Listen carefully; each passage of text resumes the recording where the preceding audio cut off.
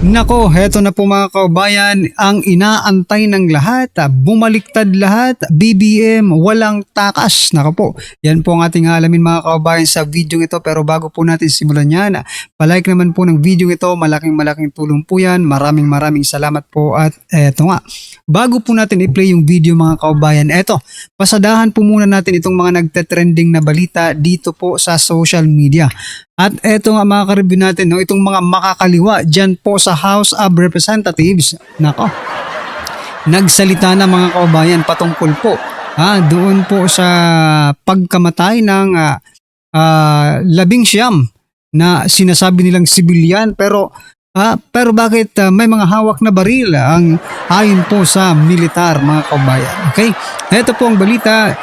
Coutinho at Ilago, isusulong ang House Bill 962 upang imbestigahan ang pagkamatay ng umano'y 19 na sibilyan or mga NPA. Yan Nagtatanong lang po tayo mga kababayan, ang bilis, opo ang bilis-bilis niyong kumilos pagdating po dito mga kababayan sa mga makakaliwang ito. Okay? Pero teka lang. Isipin natin mabuti mga ka-review natin na itong mga ito ay hinalal po ng taong bayan. Okay? Hinalal po sila ng taong bayan mga kababayan. Hindi po sila sa bagay, maaaring ganun din, di ba? Ang naglagay sa kanila dyan ay yung mga makakaliwa din mga kababayan. Ay nako, naglulukohan talaga tayo dito, no? Nilalabanan ng gobyerno ang mga makakaliwa. Pero ipinagtatanggol din ng gobyerno ang mga makakaliwa. Diba?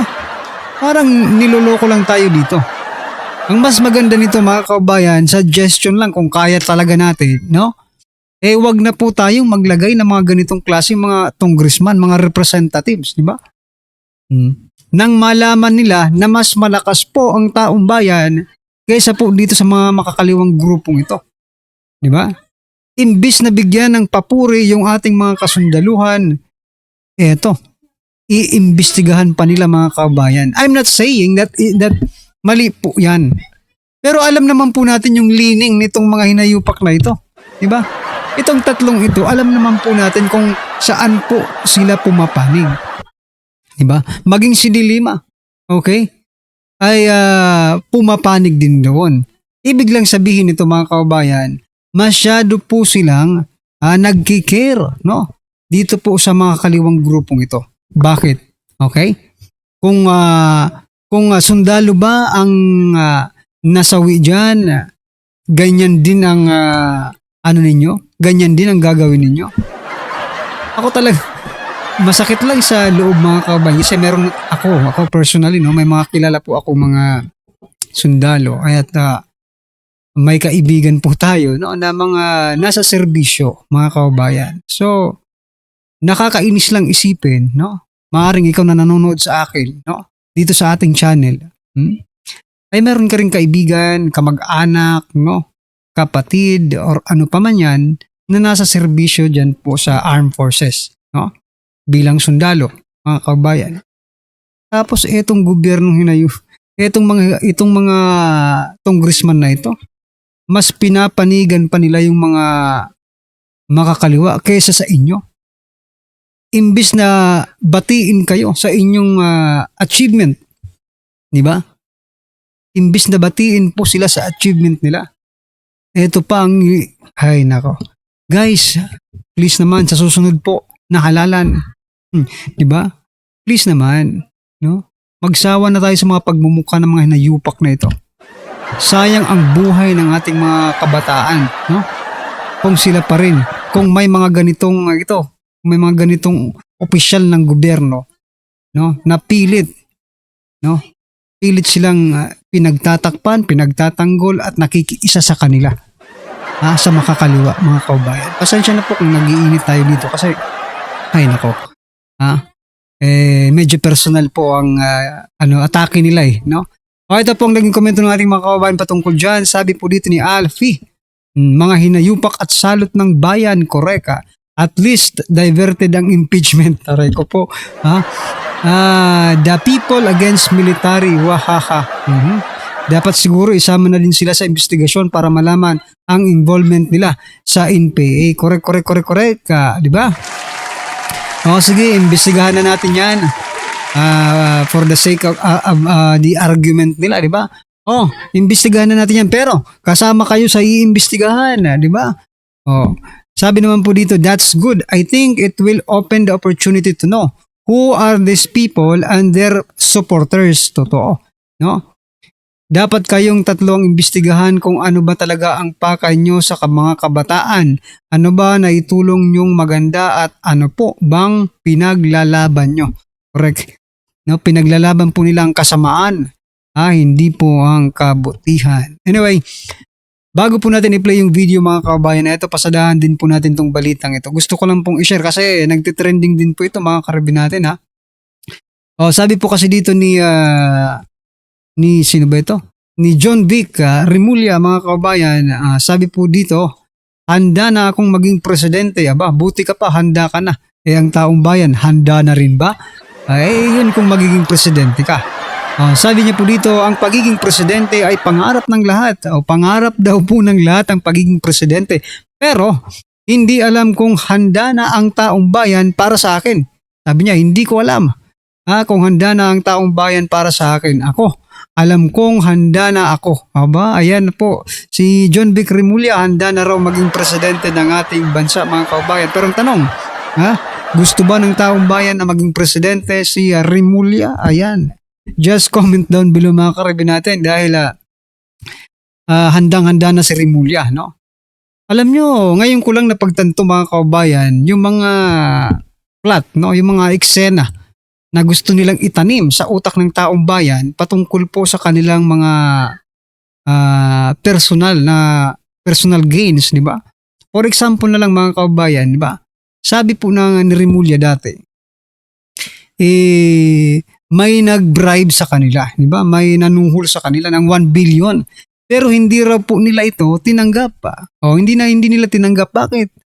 Gusto nilang ipakita sa taong bayan na straight po sila, hindi sila nasusuhulan mga kaorobyo natin, no?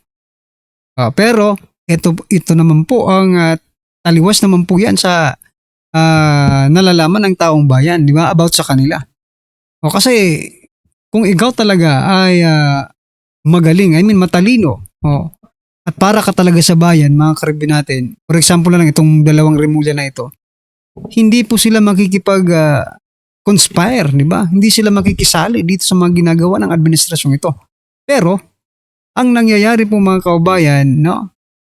Ang dalawang Remulla po, ang humahawak sa mga key agencies na ginagamit ng gobyernong ito para pagtakpan, no? Ang kanilang mga ginagawang kalokohan, di ba? Ito po ang naging komento ng ating mga kababayan patungkol dyan. Sabi po dito ni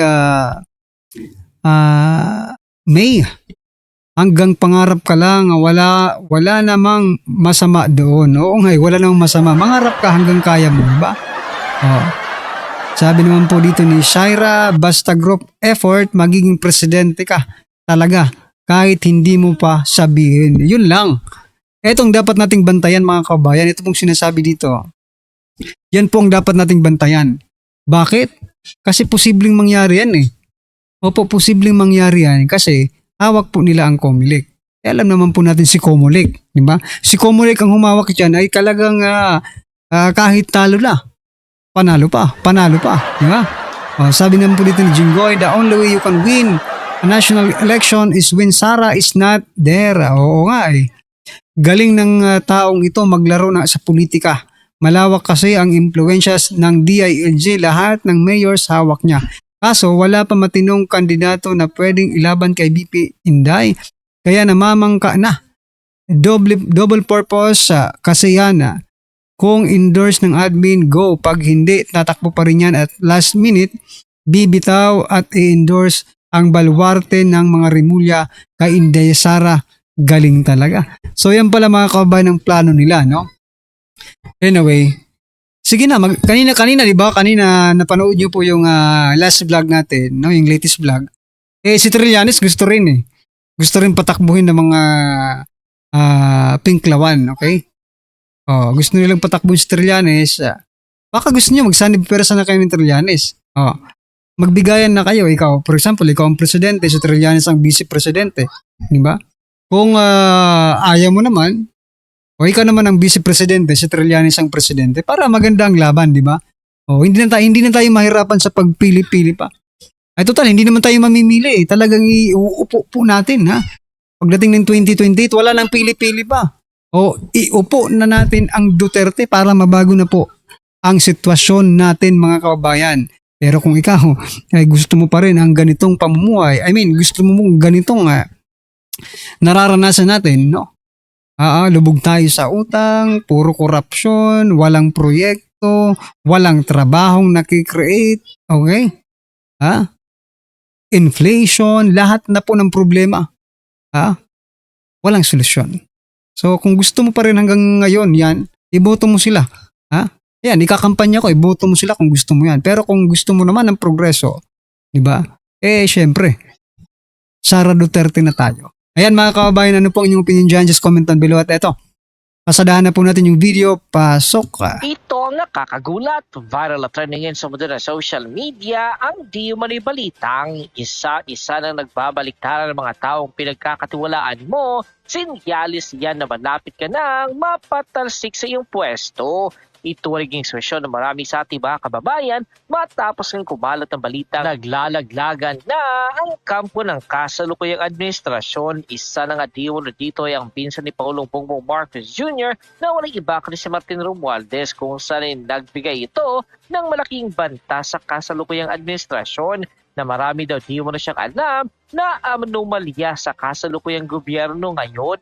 Ito nga'y matapos siyang kasuhan ni Ombudsman Boying Remulla na siyang naging dahilan ng pagka-freeze ng kayamanan ni Martin Romualdez. Dahil nga dito ay lalong tumaas ang tensyon sa kasalukuyang administrasyon at banat pa na marami sa ating mga kababayan ay kayo-kayo na nagtutulungan para nakawan ang kaba ng bayan. Ngayon kayo-kayo na din ang naglalaglagan.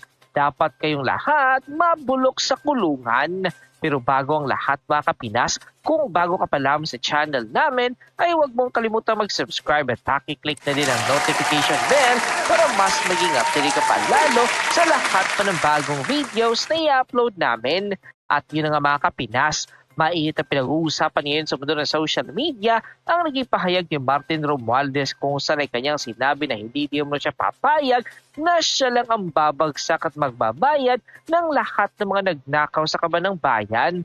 Naging viral din ang kanyang ginawang matinding pagbanta o pagbabanta sa kasalukuyang administrasyon ngayon kung saan ay kanyang sinabi na marami di mo siyang alam na nangyayaring anomalya sa kasalukuyang gobyerno. Dahil nga dito ay marami sa ating mga kababayan na nagsasabi na sa lahat ng binibitaw ang salita ni Martin Romualdez ay nangangahulugan lamang ito na alam niya talaga kung sino ang tunay na mastermind sa malawakang nakawan sa kaban ng bayan. Ayon pa sa official report na labas ng ang balita ngayon sa kanilang official Facebook account, kilala ni Romualdez ang mastermind sa flood control scandal.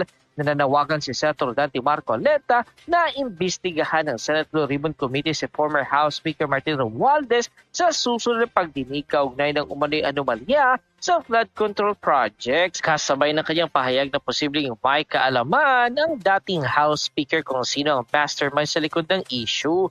Sa isang panayang binigyang interpretasyon ni Marcoleta, aliging pahayag ni Romualdez kung saan tinanong ito o tinanong nito kung paano siya maging utak ng anomalya. Nung sinabi niyang, "How can I be the mastermind?" Parang kilala niya kung sino ang mastermind. Ibig sabihin alam niya, hindi niya dininay yung kanyang involvement. Para kay Marcoleta, mahalagang humarap si Romualdez sa Senado upang malinawan ng publiko sa mga isyu ibinabato laban sa kanya. Dapat siyang ipatawag ngayon. Malinaw na sa publiko ang statement niya. He's ready to talk. Pinigyang diin din niya na hindi kayang gawin ng iisang tao lamang ganitong kalaking anomalya. This anomaly cannot be done by only one person. Nauna lang sinabi ni Senator Ping Lacson na 2 beses nang inimbitahan si Romualdez upang tumistigo sa ilalim ng panunumpa. Ngunit hindi ito dumalo sa mga pagdinig noong November 14, 2025 at January 19, 2026. Sa kabila nito ay plano pa rin muling imbitahan ng komite si Romualdez kasama ng iba pang personalidad tulad ni Zaldico at ilang dating sundalo na umunay sangkot sa maleta delivery scheme. Para kay Marcoleta ay mahalagang matukoy ang buong katotohanan bago tuluyang tapusin ang ulat ng komite. Kailangan na maklose natin lahat, no stones unturned at matukoy. Dagdag pa niya, pipirma lamang siya sa partial report ng komite kung makukumpleto at magiging malinaw ang resulta ng investigasyon. Habang nagpapatuloy ang mga pagdinig at investigasyon, nananatiling center ng usapin kung sino ang tunay na mastermind sa likod ng umano'y anomalya at kung anong papel ang ginampanan ng bawat personalidad na nadadawit sa kontrobersya. End quote. Matapos nga lumabas ang balitang ito ay umani agad sa samot-sari komento at reaksyon mula sa marami sa ating mga kababayan at marami nga sa kanila ngayon ang hindi napigilan ng kanilang sarili na maglabas ng kanilang hininga at komento sa mundo ng social media. The netizens posted, maski si Tuta Sen at Pink Lacson kilala rin nila kung sino ang mastermind. Kino-cover up lang nila sa investigasyon ng Blue Ribbon Committee at di maglalaon magkakabulgaran din yan. Ubus yung kamera dyan sa nagsalita sa FMR. Ilan ang hindi pumirma buong 19 Congress. Alam mo, 245 congressman pumirma. Siyempre, damay lahat yun. Nakinabang ng pera ng taong bayan. Dinaan lang sa insertion, allocation projects, 150 million bawat perma ng congressman. May mataas doon nakakuha. Ganon kagarapan lang mambabata sa kaba ng bayan. Kung dadating din at magsabi kasi kasali man din siya, grabe na talaga mag-liar at corruption tapos hindi bigyan ng paliwanag, puro na lang Vice President Sara. Mga kagagawa nila deadma lang nila. Parang tayo mga loko-loko nito bakit kailangan pang tanongin kung sino ang mastermind? Alam na alam naman sino ba ang pinakamataas sa pinuno ng bansa. Di ba ang Pangulo? Makakapanghurakot ba ang mga galamay kung walang basbas ng pinakamataas? Sabi nga dati kong classmates, simple English you can afford, haha. So yan mga kababayan, gusto ko yan parang loko-loko tayo, no? Parang loko-loko tayo, no? Bakit kailangan pang tanungin kung sino po ang mastermind? Ayan mga kababayan, pero just to confirm, okay? Kung alam ba ng lahat, kung sino yung mastermind, just comment down below mga ka-review natin kung sino ba talaga ang mastermind. Pero nasa isip na po natin yan. Huwag na po tayong padala sa mga sinasabi nila, di ba? Sa sarili mo. Kahit tayong mga hindi po di ba? Kahit tayong mga hindi mga attorney, mga nakapagtapos sa mga mamamahaling mga eskwelahan, di ba? Kahit elementary pa man tayo, kahit hindi tayo nakapag-aral, no? Parang kung susundan mo yung pattern, yung print, yung footprint, no, ng mga nangyayari ngayon, iisa po ang tinuturo ng ebidensya at yun ay walang iba kundi ang mastermind mga kababayan. Alright, ano man po ang inyong opinion dyan mga ka-review natin, just comment down below at syempre, huwag pong kalimutang i-like ang video ito, malaking tulong po yan. Maraming salamat po.